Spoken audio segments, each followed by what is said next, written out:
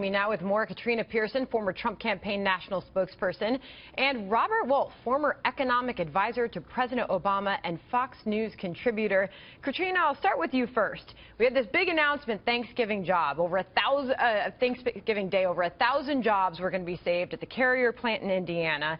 And then in the Wednesday that followed, we heard from that union leader, Chuck Jones, say he pulled it off. The man deserves credit, he even said, for what he did for these Carrier folks, without a doubt. A week passes, Katrina, and he's saying he's lying his you-know-what off. What so drastically changed?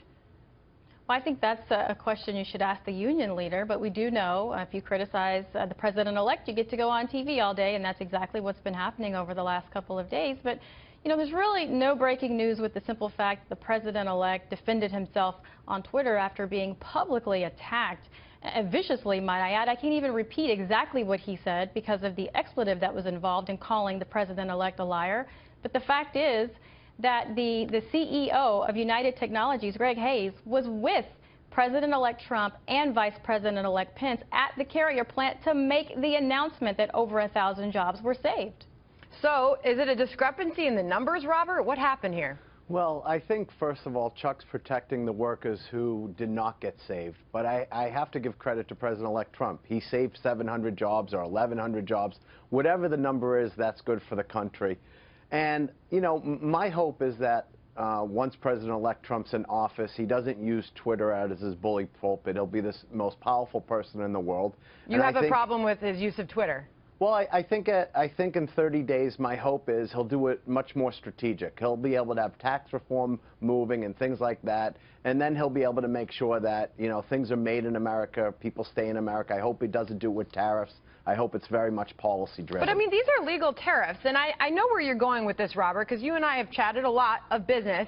Yeah. And your argument here, well, you actually sound like you're pretty complimentary of what Trump has done here, is saying let's not go and threaten U.S. businesses. Let's provide a business-friendly environment in which these companies thrive, and naturally they keep those jobs here. Well, funny to hear that from a guy who supported Obama for 8 years, who many have urged him to do just that. Although, let's be clear, I am a capitalist at heart, and I think Obama did a great job in the economy. We could have a different debate on that. But we're talking about what President-elect Trump is going to do. And at the end of the day, we have to make sure that we have appropriate trade going back and forth. We can't have tariffs that are onerous going each way. My view is, I think what he said tonight, it would be great if we could buy more in America, make more in America, and hire more in America. That's a great thing. I think by threatening companies is not the way to go. And like I said, I give him accolades on the Carrier transaction, and I think that Chuck Jones, you know, you can figure out how to be disagreeable in a respectful way. I mean, I had many people hit Obama over the years, and I'm not going to be one of those who go on TV and hits President-elect in a disrespectful way. I can disagree on his policies. And I hear that. And I think there's a better way to do it. Katrina, to Robert's point, the use of Twitter to go after a union president in this manner, the president-elect going after this union leader, what did you make of that? Is that a good strategy? Well, you know, recently, the president-elect also tweeted the fact that he's still using Twitter is because he will not get accurate coverage in the media. And so he defended himself, and that is not new. It's been something that the president-elect has done for a very long time.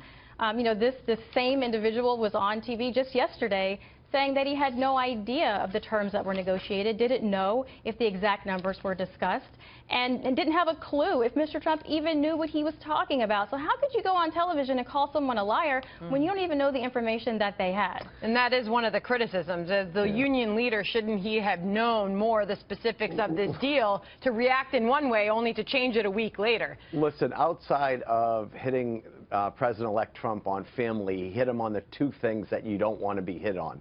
He hit him on his brand, and he hit him on deal-making. He said, you know, Trump's lying, and it's a bad deal. And so I'm not surprised that the president-elect took it back at him in a harsh way. But I think in 30 days, we should get off Twitter and use his bully pulpit in a more effective way. All right. But It's been pretty effective for him, Robert. I've got to leave it there. Katrina, Robert, thank you.